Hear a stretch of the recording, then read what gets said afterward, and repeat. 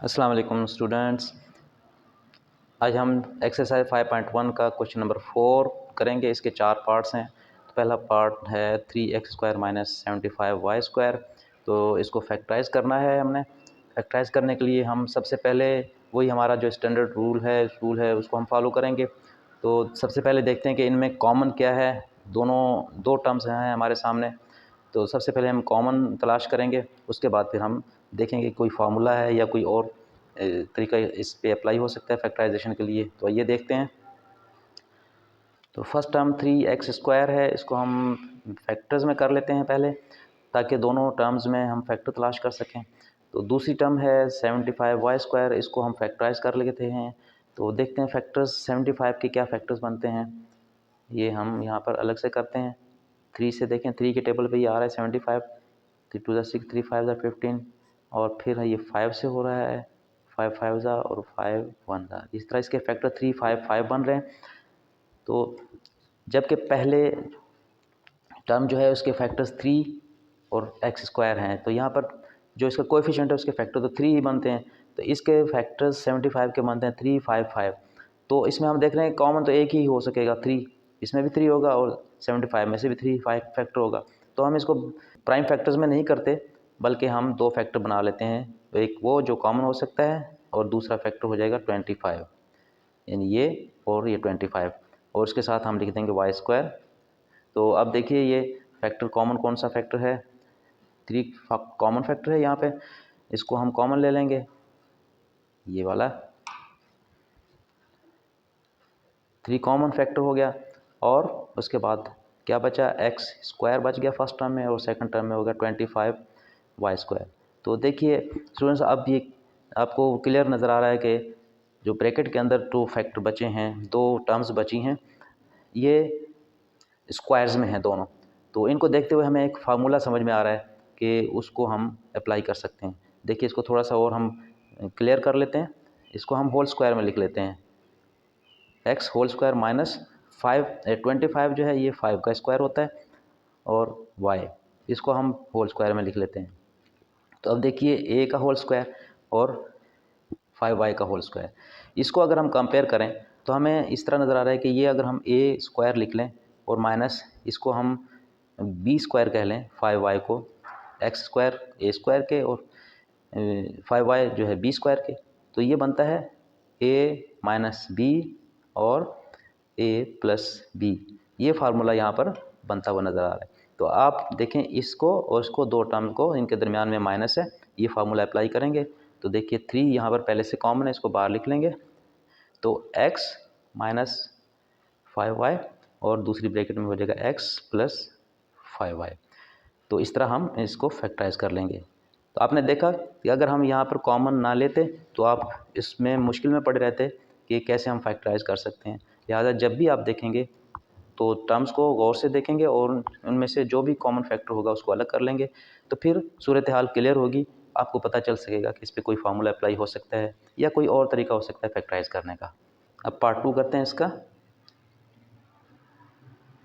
इसमें देखिए यहाँ पर हमें ये 2 ब्रैकेट्स नज़र आ रही हैं और ये नज़र आ रहे हैं। तो ये फर्स्ट टर्म है पूरी, ये सेकंड टर्म है। तो फर्स्ट टर्म में x और x-1 है, 2 फैक्टर्स हैं, और यहाँ पर y और y-1, इसके भी 2 फैक्टर्स हैं, तो y और y-1।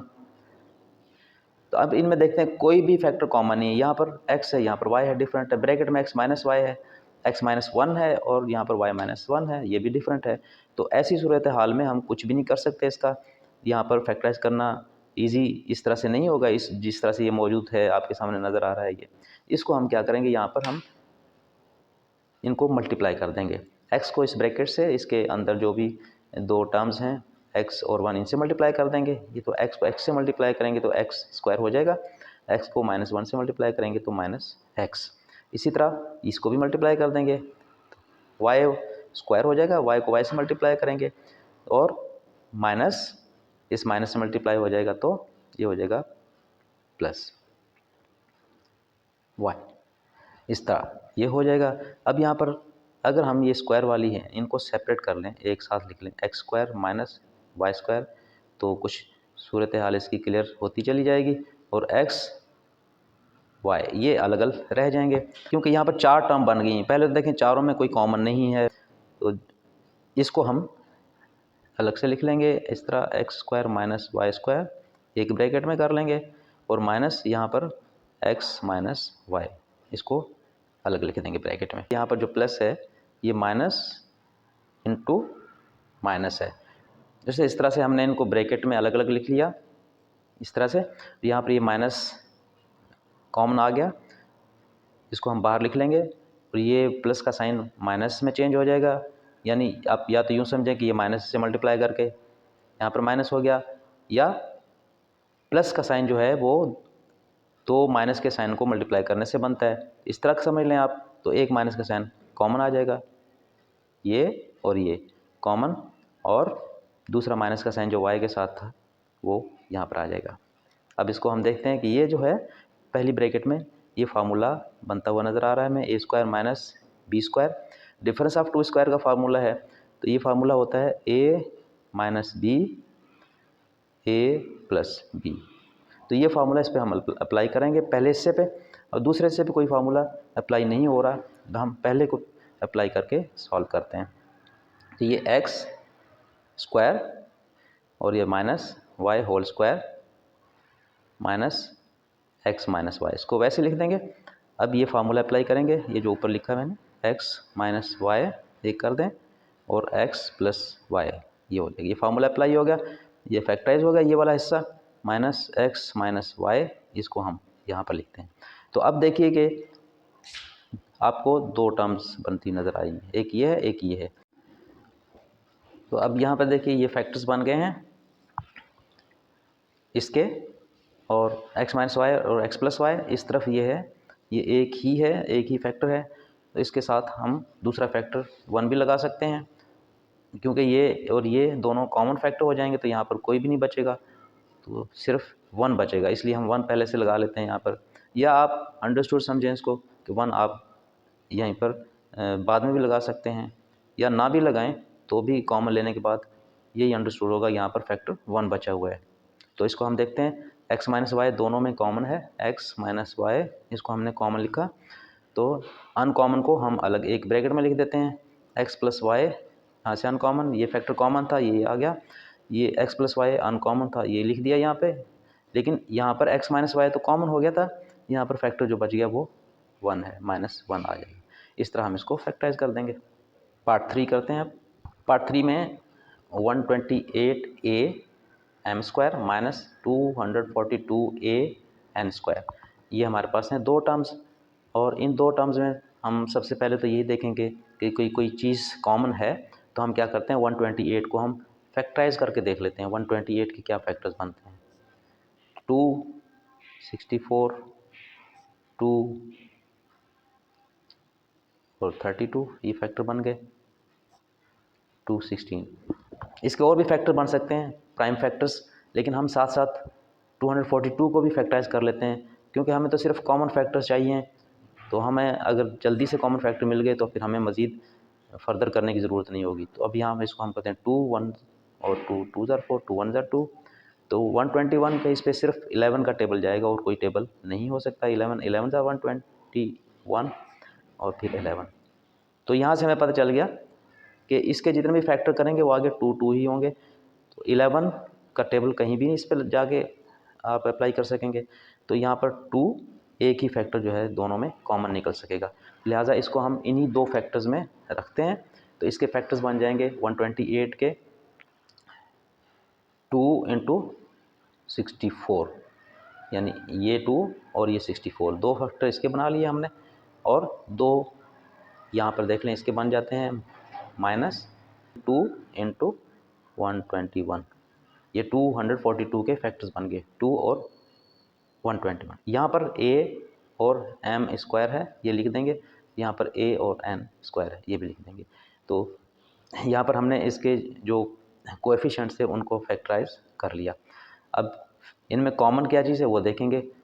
कॉमन जो है इन दोनों में, एक तो 2 कॉमन है, ये फैक्टर कॉमन है, और दूसरा फैक्टर a भी कॉमन है, तो ये दो फैक्टर्स कॉमन है, इनको हम सेपरेट लिख लेंगे 2a, तो बाकी ब्रैकेट में लिख लिए जाएंगे 64m square minus 121 n square. तो अब देखें कॉमन लेने के बाद जो बचा है ब्रैकेट में, ये हमें एक फार्मूले की सूरत नज़र आ रही है। इसको हम अगर थोड़ा सा मज़ीद क्लियर कर लें तो ये 8 का स्क्वायर होता है 64 और ये m है, तो यहाँ इसको हम इस तरह लिख सकते हैं 8m होल स्क्वायर। तो 8 का स्क्वायर 64, m का स्क्वायर m स्क्वायर, और यहाँ पर ये 121 11 का स्क्वायर होता है और n है इसके साथ, इसको भी हम इस तरह स्क्वायर में लिख सकते हैं। तो अब देखिए कि ये स्क्वायर का फार्मूला कौन सा, ये ए स्क्वायर सपोज करें और इसको हम बी स्क्वायर सपोज करें, तो क्या होता है a माइनस बी और a प्लस बी बनता है। तो इस तरह हम ये फार्मूला इस पर अप्लाई कर सकेंगे। तो 2a पहले से ही कॉमन है, 2a हम यहाँ पर लिख देंगे और उसके बाद ये फार्मूला इस पर अप्लाई करेंगे। 8m माइनस 11n एक ब्रैकेट में और 8m प्लस 11n दूसरी ब्रैकेट में, एक में नेगेटिव और एक में पॉजिटिव साइन आ जाएगा। इस तरह ये फैक्टराइज हो जाएगा। पार्ट 4 करते हैं। 3x minus 243 x cube. अब इसको हम फैक्टराइज करेंगे तो सबसे पहले हम वही कॉमन तलाश करेंगे इन दोनों में। तो यहाँ पर इसके तो फैक्टर्स यही हैं 3 और x, लेकिन 243 इसमें हम पहले इसके फैक्टर्स कर लेते हैं, हमें पता चल सके कि कोई फैक्टर ऐसा है जो दोनों में कॉमन हो सके कोएफिशिएंट्स का। 243 इसको हम प्राइम फैक्टर्स फाइंड करते हैं इसके। ये 3 के टेबल में होता है, 3 8 ज़ा 24, 3 1 ज़ा 3। तो अब देखें इसमें तो 3 एक ही है और यहाँ से भी हमें 3 मिल गया है, तो मज़ीद इसको करने की ज़रूरत नहीं है, ये फैक्टर कॉमन हो जाएगा और ये अनकॉमन हो जाएगा। तो यहाँ पर हम लिख देंगे 3 मल्टीप्लाई बाय 81। ये डॉट का मतलब डेसिमल नहीं है बल्कि ये मल्टीप्लाई, और यहाँ पर हम एक्स क्यूब लिख देंगे। तो अब ये दो फैक्टर्स यहाँ पर आप दो टर्म्स आपके सामने हैं, तो दोनों में से हम कॉमन फैक्टर निकाल लेते हैं। एक तो 3 कॉमन है, वो हमने सेपरेट कर लिया, दोनों में 3 कॉमन है, इसमें भी और इसमें भी। और दूसरा देखिए यहाँ पर x इसमें भी है और इस टर्म में भी x है, तो x की जो लीस्ट पावर है वो कॉमन हुआ करती है, इन जो भी वेरिएबल होगा उसकी लीस्ट पावर कॉमन होती है। तो यहाँ पर x की लीस्ट पावर 1 है तो x कॉमन हो जाएगा और यहाँ पर बचेगा 1, क्योंकि ये 3x कंप्लीट कॉमन हो गया है, तो यहाँ पर फैक्टर जो है वो 1 बचेगा और यहाँ पर बचेगा 81x स्क्वायर। इस तरह अब यहाँ पर ब्रैकेट के अंदर जो है इसको देखें तो ये दोनों अलग अलग स्क्वायर्स हैं और उनके बिटवीन नेगेटिव का साइन है। इसको भी हम कर सकते हैं 3x, इसको 1 का स्क्वायर लिख दें और 81 9 का स्क्वायर होता है और x पे भी स्क्वायर है, तो दोनों पे होल स्क्वायर आ जाएगा। तो अब देखिए कि ये आपको फिर एक फार्मूला बनता हुआ नज़र आ रहा है। ये a स्क्वायर ले लें, इसको अगर हम 9x को b समझ लें तो ये हो जाएगा a माइनस बी और a प्लस बी। इस तरह ये फार्मूला इस पर अप्लाई हो सकता है। तो इसको यूज़ करते हुए हम इसको सिंप्लीफाई कर लेंगे। 3x 1 माइनस 9x, ये एक ब्रैकेट में, और 1 प्लस 9x। इस तरह ये फैक्टराइज हो गया। तो आपने देखा कि हमने जो आज 4 प्रॉब्लम सॉल्व किए हैं, इनमें सबसे पहले हमने कॉमन देखा और उसके बाद हमने देखा कि फार्मूला कौन सा अप्लाई हो रहा है, हमने वो फार्मूला अप्लाई किया। तो इसलिए आपको कॉमन फैक्टर फाइंड करने की अहमियत का पता चला होगा कि जब तक हम कॉमन फैक्टर फाइंड नहीं करेंगे हम आगे प्रोसीड नहीं कर सकते। अगर किसी में कॉमन फैक्टर नहीं है तो फिर आप उसको देखें, कोई ना कोई फार्मूला होगा या फिर कोई ऐसी सूरत बन सकती है जैसे कि हमने यहाँ पे आपको करके दिखाया। इनको हमने मल्टीप्लाई किया, मल्टीप्लाई करने के बाद हमें एक फार्मूला की शेप नज़र आई। यहाँ कॉमन भी कोई नहीं था, इसलिए कॉमन फैक्टर भी नहीं निकाल सके हम, और यहाँ पर डायरेक्टली इस सूरत में जैसे कि आपको नज़र आ रहा है इसमें हम कोई फार्मूला भी अप्लाई नहीं कर सकते थे, वो भी नहीं कर सके।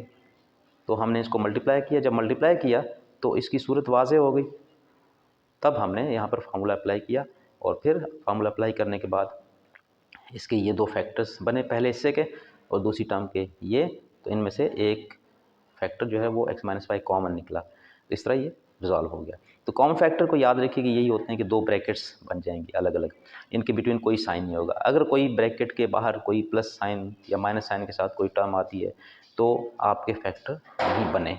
याद रखिए हमेशा ब्रैकेट्स में ही होंगे।